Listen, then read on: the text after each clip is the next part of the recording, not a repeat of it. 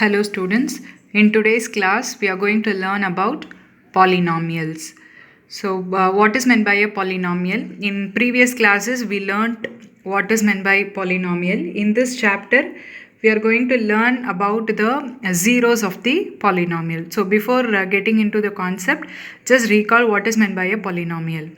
What is a polynomial? An algebraic expression involving arithmetic operations with variables of whole numbers as powers is called a polynomial. This is very important. Variables with whole numbers as powers. Any integral power, if a variable has any integers or a fractional powers, then the algebraic expression won't become a polynomial. So what is meant by an algebraic expression first? An expression involving variables, constants along with arithmetic operations is called an algebraic expression. So give an example for a polynomial. Let us see one example. 2x plus 3 is a polynomial because this is an algebraic expression. Here the variable is x and the constant is 3 and it involves some arithmetic operations, and if you see the power of the variable, it is 1. It is a whole number. Therefore 2x plus 3 is a polynomial. Next we are going to see what is meant by degree of a polynomial. What is the degree of a polynomial? Next we are going to see what is meant by degree of a polynomial. The highest power of x in p of x is called the degree of a polynomial. Before that we will denote a polynomial as p of x. We will denote a polynomial as p of x. What does this x stands for? X stands for the variable which is involved in the polynomial. Suppose if the polynomial involves a variable x, we will denote it by p of x. If the polynomial involves a variable y, then we will denote it by p of y. So the general denotation of a polynomial is p of x. Now what is meant by the degree of a polynomial? The highest power of x in p of x. If you see this example, 5x cube minus 4x square plus x minus root 2. So before defining the degree of a polynomial, first you should check whether it is a polynomial or not. How you will check whether it is a polynomial or not? All the variables should have a whole number as powers. So if you see the power of x here is 3, here the power of x is 2 and here the power of x is 1. It doesn't matter whether the constant is a whole number or not. The constant can be any real number. It doesn't matter. Only the powers of x. Here which is the highest power? 3 is the highest power. Therefore the degree of the polynomial here is 3. Degree is 3. Here the variable is present only in one term, 2x plus 3. 3 is a constant term. Here the variable x whose power is 1. Therefore the degree is 1. Degree is 1. Here this is a polynomial involving the variable y. And here the highest power, if you see here the degree is 2. Here the degree is 1. Therefore the highest power is 2. Therefore the degree is 2. Next we are going to learn about the types of a polynomial. We can classify the polynomials based on two things. One is degree and another one is terms. The classification of polynomials based on terms we learnt in the previous class, 9th standard itself, right? So based on degree, what is meant by degree? The highest power of a variable is called a degree. So based on the degree of a polynomial, we can classify the polynomials. If the degree is 1, we will name it as a linear polynomial. If the degree is 2, we will name it as quadratic polynomial. If the degree is 3, we will name it as cubic polynomial. If the degree is more than 3, we will name it along with the degree. For example, if the degree is 4, we will call it as 4th degree polynomial. If the degree is 5, we will call it as 5th degree polynomial. It doesn't have any specific names. So if the degree is 1, it is linear. If the degree is 2, it is quadratic. If the degree is 3, cubic polynomial. Moreover, we will come across till cubic polynomial only in this class. Then based on the terms, I just want to recall, based on the terms, the polynomials are differentiated as monomial, binomial, trinomial. If the polynomial has only one term, it is called as monomial. Hope you remember. If the polynomial has 2 terms, then it is called as binomial. If it has 3 terms, it is called as trinomial. And in general, if it has more than 3, we will call it as a polynomial. Poly means many, right? Now next we are going to learn about value of the polynomial. The value obtained by replacing the variable x by any real number k is called the value of the polynomial at that particular value, right? For example, if you take any real number k and replace in the place of x, and whatever value, whatever answer you are obtaining, that is called the value of the polynomial at that particular k. Okay. Next, 0 of the polynomial. When we call this value of the polynomial as 0, after replacing the real number in the place of the variable, if you obtain the value as 0, then this particular k is called as the 0 of that particular polynomial. I repeat, after replacing the real number k in the polynomial p of x, if you obtain the answer as 0, then this value by k is called the 0 of the polynomial. Let us see with an example now. Now let us see this example. We have taken the polynomial p of x is equals to x square minus 3x minus 4. Let us see what happens when we replace the value of x by minus 1. So p of minus 1, which is equals to, in the place of x we are going to replace it by minus 1. So this will become minus 1 the whole square minus 3 into minus 1 minus 4, which is equals to minus 1 the whole square will become 1, minus into minus will become plus, 3 ones are 3, minus 4. So 3 plus 1 will become 4, 4 minus 4 is 0. So p of minus 1 is 0. So at the value of minus 1, the value of this polynomial p of x is 0. Therefore, we can call this minus 1 as the 0 of p of x. Minus 1 is the 0 of p of x. So the value of the polynomial has become 0. Now let us try what happen if we replace the value of x by 2. So p of 2 is equals to 2 square minus 3 into 2 minus 4. So 2 2s are 4, minus 3 2s are 6, minus 4. So plus 4 and minus 4 will get cancelled. So we get minus 6, which is not equal to 0. Therefore, this p of this 2 is not a 0 of the polynomial p of x, but this is the value of the polynomial at the point x is equals to 2. Hope you understand the difference between the 0 of the polynomial and the value of the polynomial. The procedure is same. Moreover, we are going to follow the same procedure throughout the chapter, but only the naming will differ. So understand the concept and the names which we use it for that particular concept.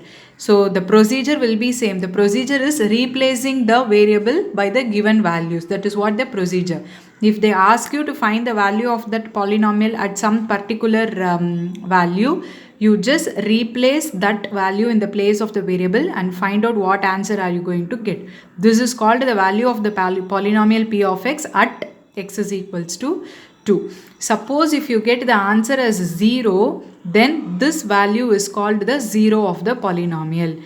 In this case, we will call minus 1 is the 0 of the polynomial p of x. Next, we are going to learn about the geometrical meaning of the zeros of a polynomial. Why the zeros are such important? Let us see what role it plays in the geometric representation of a polynomial, right? So, in general, for a linear polynomial ax plus b, how we will represent a linear polynomial in general? Ax plus b. Linear polynomial means a polynomial with degree 1. Okay, and in this class we are going to, in the sense in the entire 10th standard, we are going to learn only about a polynomial involving a single variable. We are not going to learn about a polynomial in this chapter. We are not going to learn about a polynomial involving more than one variable. So linear polynomial is a polynomial involving one variable with the degree 1. So in general, how we can express this? Ax plus b. A is the coefficient of x and b is a constant term. And very important, the coefficient of x should not be equal to 0, because if it becomes 0, it won't be a linear polynomial, because the variable term will become 0, right? So for a linear polynomial ax plus b, the graph is always a straight line. This also we learnt in class 9. We will express the graph of the linear equation. They will give a linear equation and we will express it graphically. And obviously we know the graph of a linear equation is always a straight line. It doesn't matter it should be like this or this or this, but it should be a straight line. So the graph of a linear polynomial is always a straight line which intersects the x-axis at exactly one point. If you express a linear equation graphically, it will intersect the x-axis exactly at one point only. Therefore, that one point is called the zero of that polynomial. For example, if you take this linear graph y is equal to 2x plus 3, the graphical representation intersects x-axis at only one point minus 3 by 2 comma 0. So minus 3 by 2 is called the zero of that polynomial 2x plus 3. And next we will see algebraically how we can derive this zero of the polynomial. So in general, for a linear polynomial means degree 1. So if the degree is 1, it has only one zero.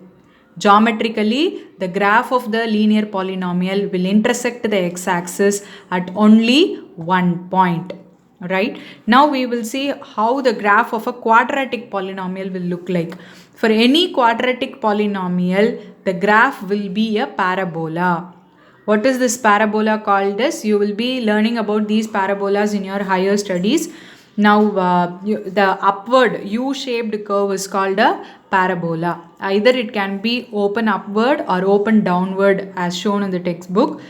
So for any quadratic polynomial, the graph will be a parabola. And obviously the graph will intersect the x-axis exactly at 2 points. Exactly at 2 points. Therefore, a quadratic polynomial will have at most 2 zeros. At most 2 zeros. So you can find only 2 zeros for the quadratic polynomial. The zeros of a quadratic polynomial are precisely the x coordinates of the points where the parabola representing intersects the x-axis. But there can arise three cases. What is the first case? The graph cuts the x-axis at two distinct points like this. If it is open downward, it may intersect the x-axis at two distinct points, and even if it is open upward, it can intersect the x-axis at two distinct points. Then we will say the given quadratic polynomial has two distinct zeros. Case 2, the graph may intersect at exactly at one point like this as shown in the graph. In this case, what we will say, exactly at one point, that is at two coincident points. It has two zeros, but both the zeros are same. That's why it coincides exactly at one point. And the third case is the graph may not intersect the x-axis, whether it is open upward or open downward. If the graph does not intersect the x-axis, then we will say it has completely below the x-axis or above the x-axis. We will say it has no zero in this case.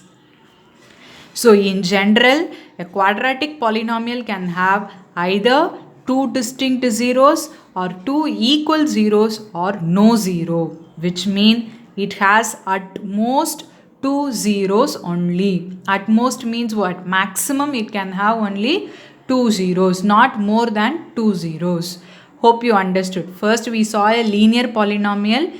A linear polynomial graphical representation will always be a straight line.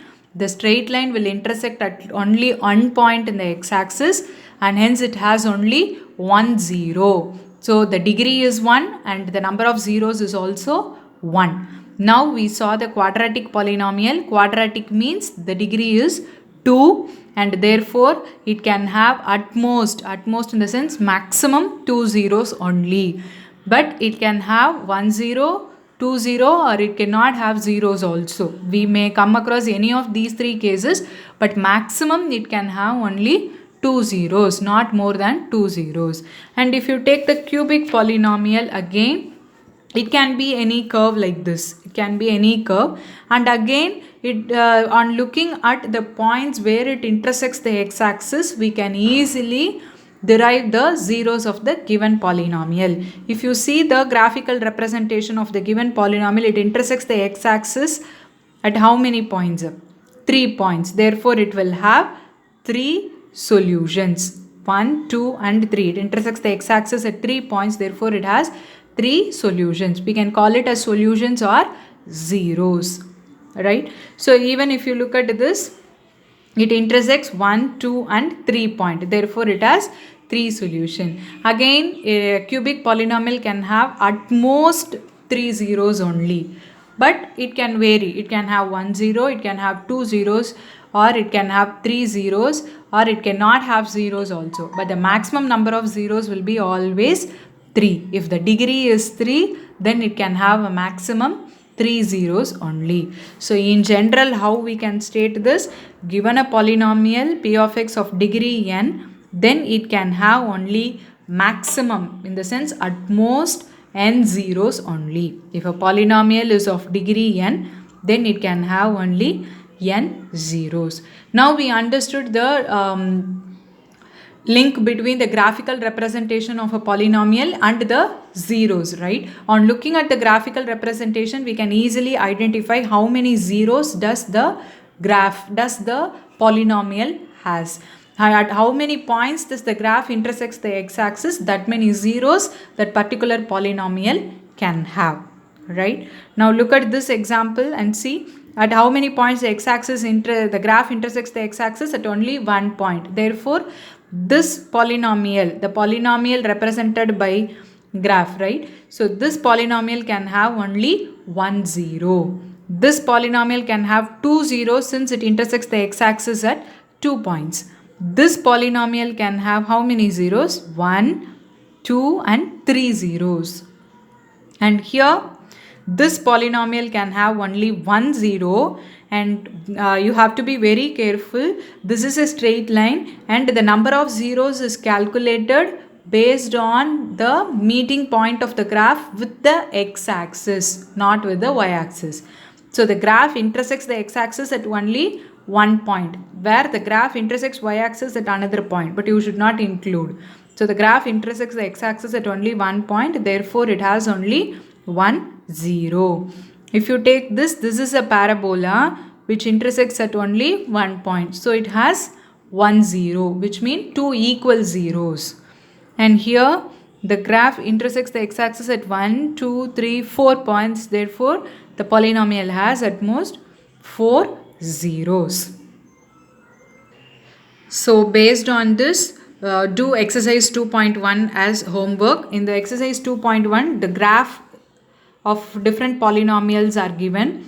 So you have to find the number of zeros in each case. As we saw an example right now, on looking at the intersection points of the graph with the x-axis, you can easily identify how many zeros does the polynomial has. So try to do this exercise as homework today. So before winding up today's class, I wish to recall what we learnt in today's class.